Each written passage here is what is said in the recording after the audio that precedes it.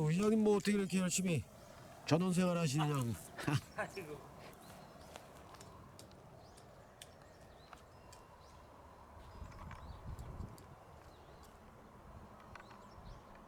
아유 어떻게? 아유 풀 전원 생활 하지 봄이 왔어요. 아유 풀 장난이 아니야. 그럼 뭐 나생 캐는 거예요? 아유 풀.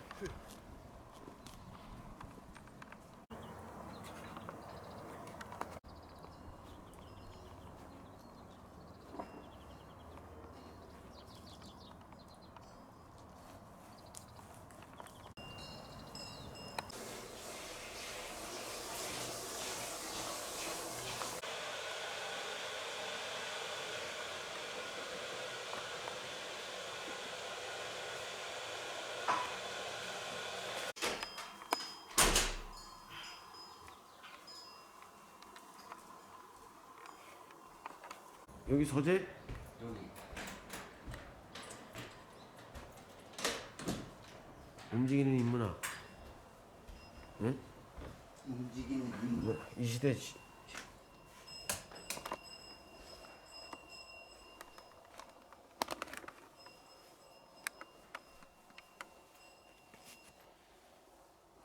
여기 저 자제분들의 어렸을 때. 여기 옛날에 몇 년도에 옛날에 한 35년 넘었지. 이 사진은 이 사진. 저기 아니야 영남대 다닐 때. 그때 대구에서 그때 저기 해운대. 해운대로 올라갔구나. 응. 살아서 움직이는 인문학 송병중 전 의장님 모셨습니다. 안녕하세요. 아이고 반갑습니다. 오랜만이시네. 자 의장님 요새 그 뭐 전국적으로나 또 지역에 또 지방선거 예. 지방선거 좀 많이 경쟁률이 치열해요. 예. 그래서 이제 우리 또 지역에 이제 후배들 뭐 또 지원하시는 분들 또 재선도전이라든가 등등해서 인문학 관점에서 인문학의 달인 또 지역의 똥샤오핑 또 그 사상가로서 또 경제 분야 또 전문가로서 한 말씀 또 평소에 가진 얘기를 듣도록 하겠습니다. 좋은 말씀 한번 해주세요. 갑자기 또 이렇게 찾아오셔가지고 반갑고 고맙습니다. 사실 요즘에 그 6.1 지방선거에 제천뿐 아니라 전국에서 아주 유명한 사람들이 많이 출마를 하셨는데 제가 볼 때요 그 준비되지 않은 지도자는 용서할 수 없다는 그렇지. 로마의 사상이 있습니다. 로마 천년제국 로마의 사상인데 조금 안타까운 면이 많습니다. 각 당에서 지도자를 선출할 때 인재 영입을 좀 과감하게 해야 되는데 그렇지 못하고 당뇨 생활이라든가 정당 생활한 사람 중에서 선택을 하다 보니까 참 세상이 변하지 않는 것 같습니다. 그런 부분은 참 지역도 그렇지만 거대 양당의 또 문제점이라고도 할 수도 있고 충분하지. 그래 이제 지금 뭐 나오신 분들이 나름대로 그 지역에 거의 뭐 토백이들이 많으시고 인맥 형성으로 이제 공천 도전도 하고 그러는데 뭘 이제 예를 들어서 뭐 지방의원이다 도전하게 되면 뭐부터 배워야 되는 거예요? 저는 문재인 정권 5년이 망한 이유가 있어요. 이유는 기초가 튼튼하지 않아요. 그동안 그 요즘에 제가 책을 보면서도 그 조선 후기 때 그 세도 정치를 하지 않았습니까? 가장 그 참 불행한 사람이 철종이 철종이 위화도에서 나무꾼을 했다 그래요. 그러니까 그 안동 김씨 세력들이 철종을 왕으로 모셨잖아요. 왕을 모셨는데 그분들이 뭐를 했느냐? 왕은 안중에도 없고 오직 권력과 돈에 관심을 가졌어요. 저는 이거를 보면서 지금 문재인 정권의 그 586 세대 세도가들 권세가들이 비슷한 일을 하지 않았는가. 신흥 세력 586으로 바라보시는구나. 예. 예전에 이제 운동권. 예. 그래서 이번에 그 그게 각 당에 출전하는 그 선량들을 보면은 예. 정말 좀 기본이 과연 돼 있는가. 전문적인 지식과 어떤 그 미래 비전을 가지고 있는가. 저는 그 좀 담론이 부족하다. 특히나 우리 제천하고는 가장 밀접한 게 시장 선거입니다. 네. 시장들이 정말로 그 우리 미래의 목걸이 무엇을 할 것인가. 이런 어떤 거대 담론이 정책이 공약이 돼 있지만 좀 현실에 닿지 않는 어떤 그 포퓰리즘 쪽으로 가지 않나 이런 생각을 좀 갖습니다. 그 저기 뭐 서울시장 선거도 요번에 그 당대표 586 네. 나오신다 그래가지고 누구지 그 김영춘 뭐 최재성 이런 분들은 또 은퇴한다라고. 김영춘 씨나 뭐 최재성 씨는 이제 정계 은퇴를 했고 원래 김영춘 씨도 부산시장에 물망에 올랐었고 최재성 씨는 그 지역구가 경기도입니다. 그래서 그분은 저기 도지사로 생각을 했었는데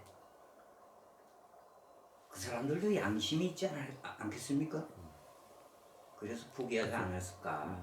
아주 양심 있는. 저는 그 저 의장님 그 이게 지역의 이제 정치 지방 선거가 이게 좀 전에 말씀 지적한 부분에 저는 애초부터 교육에 있다고 생각해요. 교육.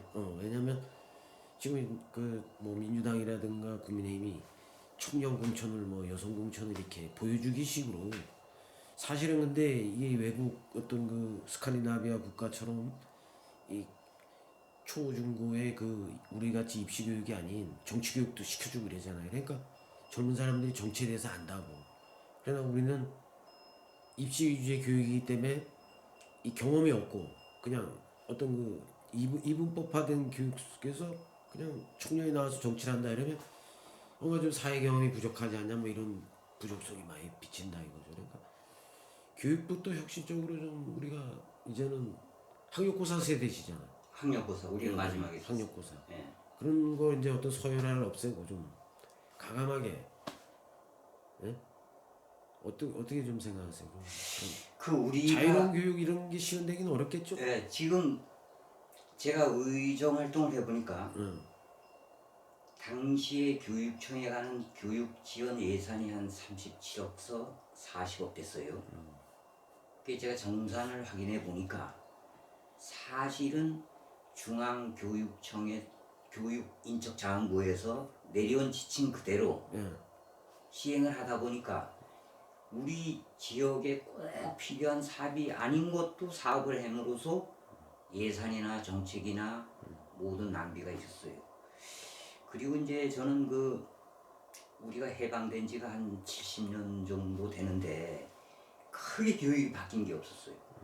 당시에 그 독립운동한 사람이라든가 어떤 애국지사 이 사람들은 아까 저 기자님 말씀하셨듯이 교육을 1순위로 잡았어요. 교육 다음에 산업이 있었어요. 그 당시에. 근데 그때의 어떤 혁신 개혁적인 교육 어떤 시스템이 지금까지 크게 변화된 게 없었어요. 그래서 사실은 그 교육 리커로 인재 양성 아닙니까? 인재 양성인데 이 정치계에서도 인재를 발굴하지도 않고 일본 같이 그 정경수 이런 데가 있잖아요.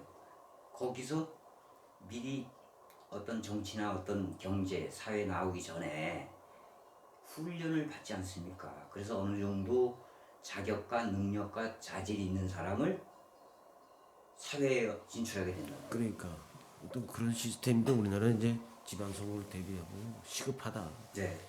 뭐 국민의힘에서도 뭐 시험 본다 그랬는데 당장 뭐 그런 어떤 원초적인 부분부터 이제 시작을 해야지. 나이 뭐 근데 저는 그 당에서 뭐 이런저런 뭐 지금 한다고 얘기가 들리는데 예. 그게 국민이 원했습니까? 그게 국민을 위한 길입니까?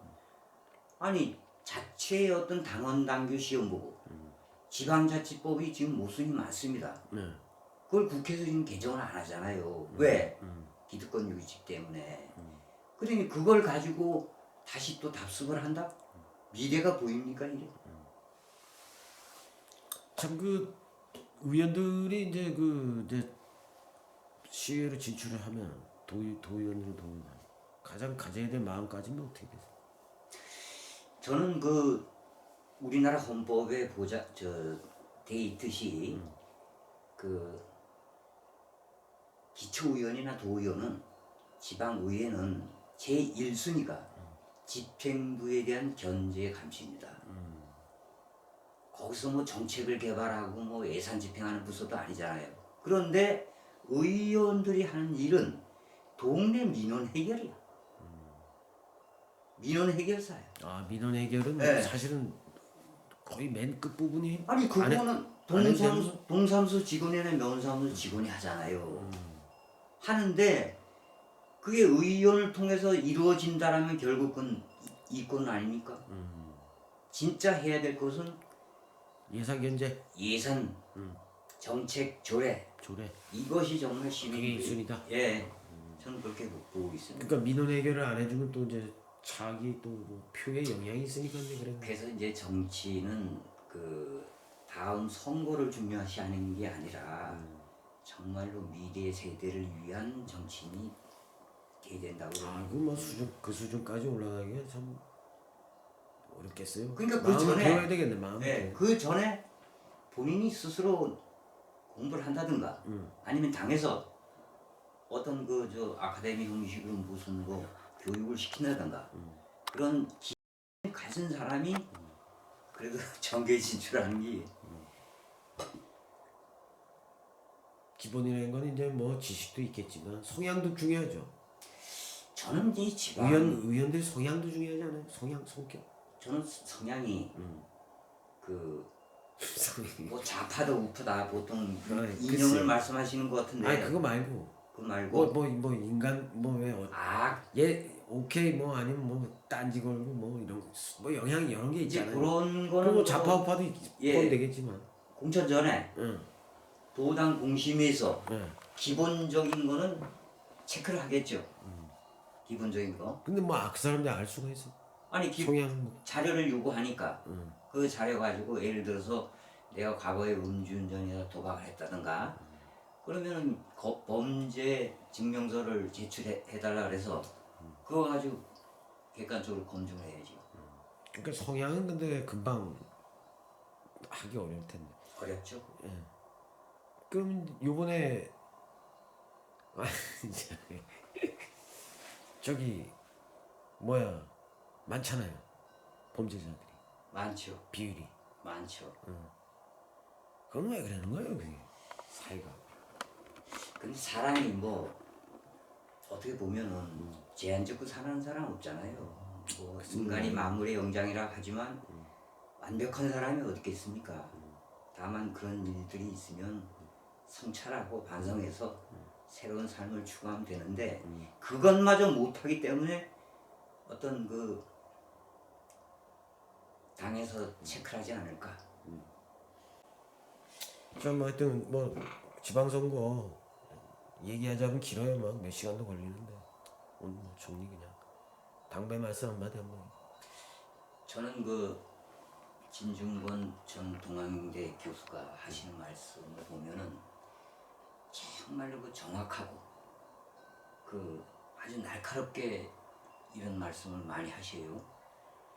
근데 그 정도는 못하더라도 어느 정도는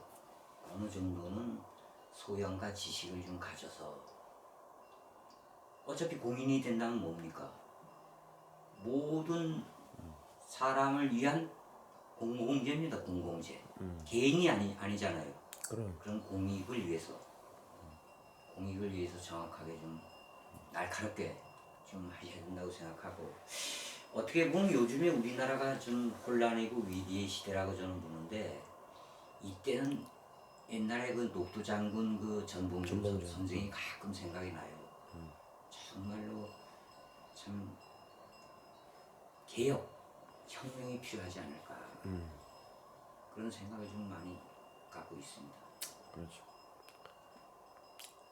요새 뭐 여기 잠깐 뭐 공부하시고 이제 뭐 인문학 또 연구하시고 요새 그래도 여유로운 좀 이렇게 속살을 좀 떠나가 계신 분위기예요. 그래.